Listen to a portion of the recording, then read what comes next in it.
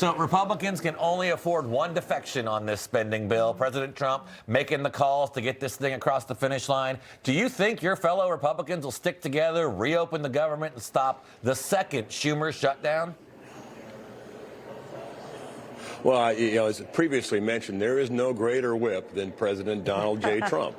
And look, you got to separate policy from spending. I think it'll go through. And a shutdown doesn't work for anybody. We saw that last time. It hurt a lot of innocent people. So, yeah, I think we'll do our constitutional duty. We'll fund the government. The policy side, I believe in the SAFE Act, or SAVE Act. I think it's a great policy. I think, believe it or not, when you look at it, here's the deal, is that U.S. citizens should be the only one voting. I mean, it should be obvious, but evidently it's not obvious to some. So I think on the spending bill, we'll get this 5 package through. We're not going to bow to the Democrats on unmasking our agents, whose life is in jeopardy, by the way. You see the violence, of the protesters, the agitators, and you look at, there's over 60 incidences of vehicles striking and being used as a weapon across our country. So, no, we need to protect our law enforcement. I think Tom Homan is the right guy for the job. Let's make sure we target the bad guys that are out there, and there are a lot. So, yes, on the spending bill, I'm pretty positive it will pass. On the SAVE Act, I think it will. We're going to have to punch the Senate a little and make sure they do their job. Yeah, so let's talk about the SAVE Act. And I want to put up a post from Senator Chuck Schumer talking about the push to add that SAVE Act to this spending package. Schumer saying the SAVE Act is nothing more than Jim Crow 2.0. It would disenfranchise millions of Americans. Every single Senate Democrat will vote against any bill that contains it. Jim Crow? All right. That seems like a stretch. What do you think? Well, yeah, it is outrageous. All right, here's what's outrageous is that, number one, we're going to require that all people that vote are U.S. citizens. Right. And you have to be eligible and only one vote per person. I mean, it is outrageous that someone would oppose this unless you're gerrymandering and cheating on the elections. So at the end of the day, America wants this, and your vote counts. My vote counts. But it should only count once, and we should be eligible to vote. I mean, you have an ID to go into Costco.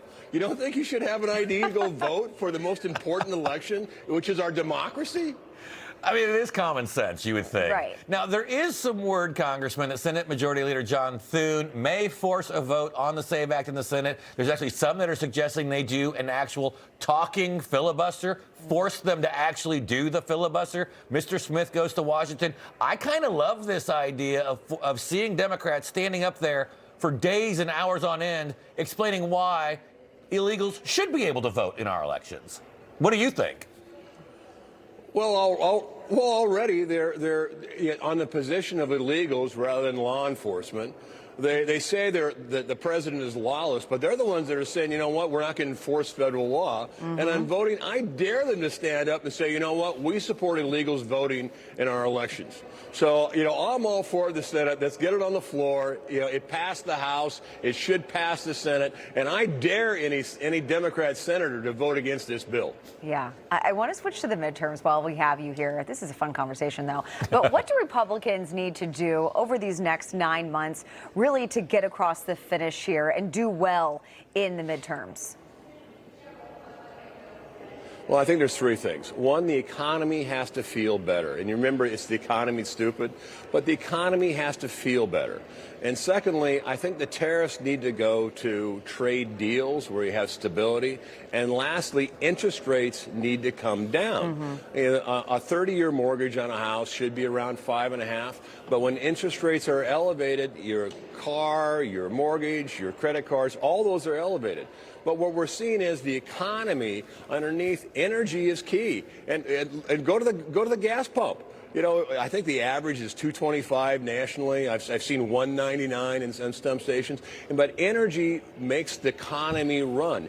It lowers fuel costs for transportation, for fertilizer, for most of the things that we need. Energy and gasoline is really important. So I think the president is spot on. He's looking at it. He's punching, the Fed to bring the interest rates down. But again, I think it's the economy.